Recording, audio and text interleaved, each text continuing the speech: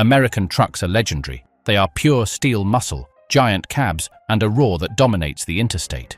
They are the biggest, the best, or so we believe. Because there is an uncomfortable truth that roars louder. While the world moves forward with more efficient, safer, and more powerful road giants, the United States has remained stuck in the past. Today, this is not an opinion, it is research. Why does the European truck, in many key aspects, beat the American symbol in terms of technology? The answer is not under the hood. It is buried in politics, geography, and a decision made 40 years ago that froze a giant in time. Let's begin. When America decided to stop growing. The history of the American truck was not always one of stagnation. There was a time, a long dawn of almost 80 years, when each decade brought a leap forward. More weight, more power, more length. It was an upward race driven by a simple and powerful logic. Moving more cargo for less money makes a nation richer. Railroads grew longer, ships grew to monstrous sizes, and trucks, those new kings of the road, followed the same unstoppable path. Until suddenly, they stopped. Not because of a lack of ingenuity, nor because of the limits of metallurgy. They stopped because of a law. A magic number engraved in federal books, 80,000 pounds. That digit became an invisible wall that brought the physical evolution of road transport in the United States to a screeching halt. To understand why European trucks seem so advanced today, we must first delve into the exact moment when American trucks consciously decided to stop evolving. The interrupted dream, from continuous growth to federal limits. It all started with a logistical problem. In the early 20th century, Alexander Winton, an automobile manufacturer in Cleveland, was fed up with his new cars racking up miles on the odometer during delivery. His solution was brutally simple. He took the chassis of a car, put a hitch on the back, and attached a trailer that carried a single vehicle. The first semi-trailer, a truck for trucks, was born. That spark of practical ingenuity ignited a revolution. Soon, trucks were no longer just transporting other vehicles, but carrying everything. As their usefulness grew, so did their size. Technical improvements came in successive waves. Diesel engines, more efficient and power-few than their gasoline predecessors. Pneumatic tires, which could support previously unthinkable loads. Braking and steering systems that gave control over ever-increasing masses. There was a virtuous cycle, a feedback loop that seemed to have no end. Better roads, paved and firmer, allowed larger trucks to pass. Those larger trucks reduced the cost of transporting a ton of goods a mile. Lower costs meant more demand for road transport. And more demand generated political and economic pressure to build even better and longer roads. It was an upward spiral of progress. States began to regulate this growth, imposing the first weight limits, such as Massachusetts' 28,000 pounds in 1913, equivalent to the weight of 2 African elephants. It was a regulation that followed rather than slowed the trend. The real turning point, the first major ceiling, came in 1956. In the midst of the Cold War, under the guise of national defense but with the clear goal of economically uniting the country, Congress enacted the Interstate Highway Act. For the first time, America was equipped with a network of wide, straight, uniform highways that crossed an entire continent. With it came the first uniform federal weight limit, 73,000 pounds, the equivalent of 5.5 elephants. It was not a repressive limit, it was the certification of a new standard of gigantism. Trucks grew to fill that legal space, becoming longer and more powerful. They became fierce competitors for the railroad, offering door-to-door flexibility that the train could never match. Trucking culture exploded in the 1960s and 1970s, with movies, music, and an aura of rebellion and freedom. The American dream on wheels and with a 10-litre engine. Everything seemed to indicate that the growth curve would continue to rise forever. Physics allowed it, the economy demanded it. But politics had other plans. The crisis that changed everything: oil, protests, and a glass ceiling. In October 1973, the dream hit a wall of geopolitical reality. The Yom Kippur War triggered an oil embargo by Arab countries against the West. The first oil shock hit the United States like a hammer. Gasoline prices skyrocketed. Fuel was rationed. President Nixon, in a desperate attempt to save money, imposed a national speed limit of 55 miles per hour. For the trucking industry, it was a perfect storm. Profit margins, always tight, evaporated. Drivers, many of them war veterans accustomed to discipline but also to action, reached their limit. Imagine the scene. A truck driver like J.W. Edwards, river rat on the CB radio, stopping at every gas station along Interstate 80, waiting in line for his rationed quota of diesel, wasting valuable hours, money and patience. By December, River Rat had had enough. He took his truck, parked it across a highway in Pennsylvania, and via CB radio, that primitive internet of the roads, called on his colleagues to join him. The blockade spread like wildfire. It wasn't just a protest against fuel prices. It was a mutiny with specific demands. Among them, one was fundamental. They wanted to be able to carry more weight per trip. Their logic was impeccable, pure economics of scale. It is more efficient, and therefore more profitable, for a single driver with a single tractor to haul a larger load than for that same weight to be divided among 2 or 3 different trucks, with 2 or 3 drivers, 2 or 3 engines consuming fuel. They demanded that the federal weight limit be raised. They also demanded uniformity, an end to the patchwork of different laws in each state that made planning a national route a logistical nightmare. The pressure worked, but with a crucial twist. In 1982, the federal government gave in, but only halfway. It increased the trailer length limit by 5 feet. And it raised the maximum weight limit to those famous 80,000 pounds, the weight of 6 adult elephants. It seemed like a victory, but it was a poisoned victory. Because that new limit did not come with a future review clause, nor with the promise of studies for progressive increases. It was established as a definitive wall. A this far and no further. The protest won a one-time increase but lost the war for continued growth. The glass ceiling became steel. The unexpected consequence: giant cabins, stagnant cargo. The 1982 law had a technical quirk that would forever change the face of the American truck. In setting the new length limits, the rule explicitly excluded the tractor cab from the total measurement. Only the trailer would be measured. This seemingly minor clause was a design earthquake. Overnight, manufacturers realized they could lengthen the cab as much as physics and the market would allow, without stealing a single inch of precious trailer cargo space. The effect was immediate and spectacular. The cab-over style, with its flat front and compact profile that had dominated films such as Convoy, began a rapid extinction. Why cram the driver over the engine when you could give him a rolling living room? Thus emerged the iconic American long nose, the cab with a long snout that houses the engine, a chrome front end, and meters of empty space in front of the windshield. It wasn't an aerodynamic improvement. In fact, it's worse. Nor was it a significant mechanical advantage. It was pure wasted space. Space for a full-size bedroom, a kitchen, televisions, sound systems, and yes, huge refrigerators. The cab was transformed from a workstation into a luxury apartment on wheels. Herein lies the great paradox of the modern American truck.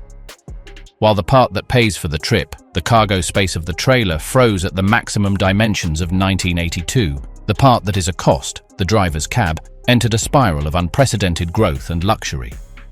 The comfort of the operator was optimized, not cargo efficiency. The truck became a symbol of a nomadic and powerful lifestyle, but its fundamental ability to do its job, moving the most goods at the lowest cost, was stunted by law. It's as if a carpenter, who was prohibited from using larger saws, decided instead to spend all his money on decorating his toolbox with gold. It shines brighter, but it doesn't cut wood any better. The culture of conformity, when industry stops asking for more. 40 years of the same limit not only freeze specifications, they freeze mindsets. Today, if you ask anyone in the American trucking industry about the possibility of increasing the federal weight or length limit, the most common response is a shrug. It's not a topic of conversation. There is no powerful lobby in Washington pushing for bigger trucks. The big manufacturers, Peterbilt, Kenworth, Freightliner, International, compete fiercely with each other, but they do so within a corral whose fences were drawn by Congress in the Reagan era. They compete on comfort, reliability, customization, and chrome shine. They don't compete on revolutionizing load capacity because the rules of the game prohibit it. This conformity is fueled by a comfortable oligopoly. The lack of significant external competition, European trucks face enormous regulatory barriers to selling in the US, means that there is no disruptive agent forcing a change in the rules. The industry has internalized the limit. Engineers design for £80,000, fleet managers calculate their costs for £80,000, drivers load for £80,000. The horizon of possibilities has shrunk to coincide exactly with the legal limit. What is not believed to be possible is not asked for. This passive acceptance of the status quo is perhaps the most revealing symptom of the Great Freeze. The industry does not clamor for innovation because, in the most fundamental aspect, size/weight, regulation told it 2 generations ago that innovation was over. They then devoted themselves to innovating in everything else, creating the most comfortable and customizable machines in the world, but technically frozen in time. But the world did not stop to wait for America. While we were discussing the size of refrigerators in cabins, on the other side of the ocean, engineers, governments, and even cyclists were leading a silent revolution that makes our trucks, by comparison, comfortable dinosaurs, but dinosaurs nonetheless. Why Europe and Australia are winning. While America slumbered in the comfort of its spacious cabs and sacred £80,000 limit, a revolution was simmering in the laboratories, test tracks, and winding roads of other continents. It wasn't a loud crash, but a methodical advance, driven not by nostalgia or culture, but by hard data, pure physics, and a simple question: how to move more safely, and with less. The result is that today, in the areas that truly matter for the future of transportation, efficiency, safety, and productivity, the American truck has not only been surpassed, but exposed as a relic of an obsolete philosophy. Here is the evidence, piece by piece, of the quiet revolution that won the race. It's not size, it's intelligence, the European design philosophy. The most obvious difference is also the most profound. Faced with the American longnose, with its engine buried under a meter of chrome hood, Europe opted for the cabover. A flat square front where the driver sits practically on the front axle. This is not an aesthetic preference, it is a brutally pragmatic engineering decision. First, space efficiency. On a continent with narrower roads, tighter curves, and strict overall length limits, every centimetre counts. A cabover allows the trailer to be several feet longer within the same legal overall length. Space is stolen from the engine, not the cargo. Second, aerodynamics. A flat vertical front, coupled with integrated deflectors and side skirts, generates much less turbulence than the rounded long profile of an American truck. Less air resistance means less fuel burn to maintain the same speed. Third, and most crucial, visibility. Seated over the front axle, the European driver has an almost panoramic field of vision. He sees the edges of his own truck, the asphalt right in front of his wheels, and blind spots are drastically reduced. The European truck is not conceived as a tractor to which a house and a trailer are attached. It is an integrated system, a monolithic tool where each component, cab, chassis, engine, trailer, is designed to work as a single unit with a single purpose: to maximize operational efficiency, not residential comfort. It is the Swiss Army knife philosophy versus the luxury briefcase with a single tool inside. The painful technology gap, active safety versus bare steel. This is where the inferiority becomes tangible and troubling. Step into the cab of a brand new American truck. It's luxurious, spacious. Now look for standard safety equipment. The list is short and the absence is deafening. While the European Union has decreed that systems such as automatic emergency braking, AEBS, lane keeping assist, and frontal collision warning are mandatory, in the United States they are at best expensive options. But the hardest blow comes when talking about the last line of defense: airbags. In a high-end European truck, such as a Volvo or Scania, the driver is enveloped in a cocoon of safety. Front airbags, side curtain airbags covering the entire cab, knee airbags. It is the standard of a luxury car, transferred to the cab. In an American Peterbilt, Kenworth, or Freightliner, the answer is devastating: there are none. Maybe, just maybe, an airbag in the steering wheel. Nothing else. The American safety philosophy has traditionally been reactive.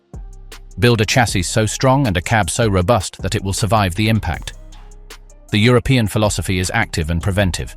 First, prevent the accident with technology.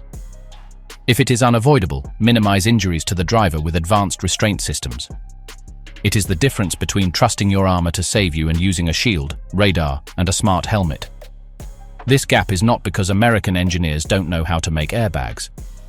It is because in a market without external regulatory pressure and with a customer, large fleets, that prioritizes initial cost over extra equipment, active safety has not been a priority. Bare steel, no matter how thick, is no longer enough. Horsepower and efficiency, the engine isn't just for roaring. There is a paradox that baffles the casual observer. A Peterbilt 579 with its huge hood can house an engine with up to 605 horsepower. A Scania S730 with its flat, compact front end offers a V8 engine that delivers 770 horsepower. How is it possible that a smaller package packs more power? And more importantly, why does it need it if weight limits in Europe are, in theory, similar or higher? The answer debunks another myth. That extra power is not for going faster in a straight line. It is for maintaining efficiency under extreme stress. European roads are not just flat highways. They are the mountain passes of the Alps, the endless climbs of the Pyrenees, the secondary roads with severe gradients. When you allow 160,000-pound trucks, as in Finland or Sweden, you need an engine that can move that weight uphill without choking, without slowing down to 2 kilometers per hour and obstructing all traffic, and without consuming fuel by the liter per second.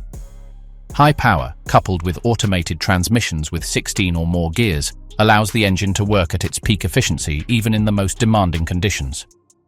In Europe, fuel efficiency is a design mandate, a parameter as crucial as power or torque. It is not a happy consequence, it is the goal. The European engine is designed to be an endurance athlete, not a weightlifter who only makes a brute effort and then rests. That's why under that flat and seemingly modest hood beats a power plant that is not only more powerful, but optimized to convert every drop of diesel into tons moved per kilometer, not decibels of roar.